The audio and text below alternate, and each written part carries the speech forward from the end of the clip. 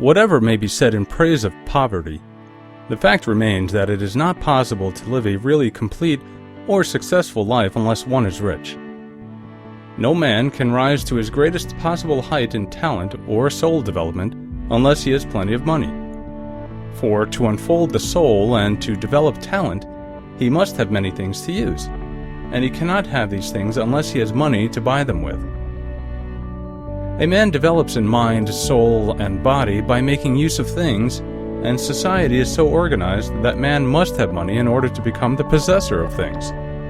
Therefore, the basis of all advancement for man must be the science of getting rich.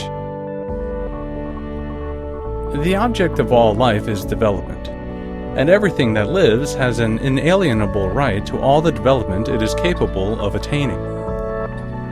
Man's right to life means his right to have the free and unrestricted use of all the things which may be necessary to his fullest mental, spiritual, and physical unfoldment. Or in other words, his right to be rich. To be really rich does not mean to be satisfied or contented with a little. No man ought to be satisfied with a little if he is capable of using and enjoying more.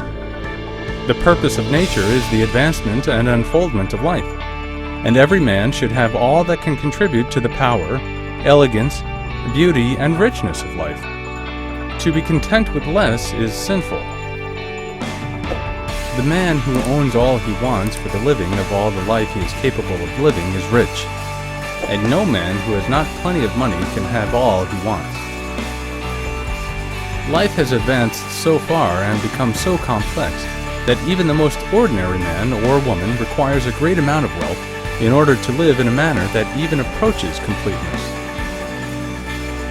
Every person naturally wants to become all that they are capable of becoming. This desire to realize innate possibilities is inherent in human nature. We cannot help wanting to be all that we can be. Success in life is becoming what you want to be. There is nothing wrong in wanting to get rich. The desire for riches is really the desire for a richer, fuller, and more abundant life, and that desire is praiseworthy. The man who does not desire to live more abundantly is abnormal, and so the man who does not desire to have money enough to buy all he wants is abnormal. There are three motives for which we live. We live for the body, we live for the mind, we live for the soul. No one of these is better or holier than the other. All are alike desirable, and no one of the three, body, mind, or soul, can live fully if either of the others is cut short of full life and expression. It is not right or noble to live only for the soul and deny mind or body, and it is wrong to live for the intellect and deny body or soul.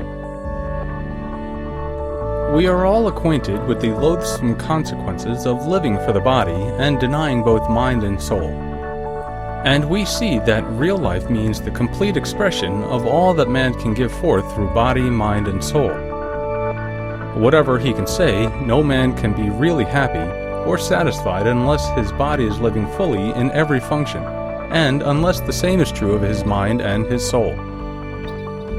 Wherever there is unexpressed possibility, or function not performed, there is unsatisfied desire. Desire is possibility seeking expression, or function seeking performance. A man's highest happiness is found in the bestowal of benefits on those he loves. Love finds its most natural and spontaneous expression in giving.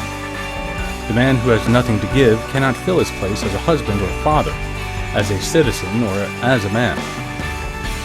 It is in the use of material things that a man finds full life for his body, develops his mind, and unfolds his soul. It is therefore of supreme importance to him that he should be rich. It is perfectly right that you should desire to be rich. If you are a normal man or a woman, you cannot help doing so. It is perfectly right that you should give your best attention to the science of getting rich, for it is the noblest and most necessary of all studies.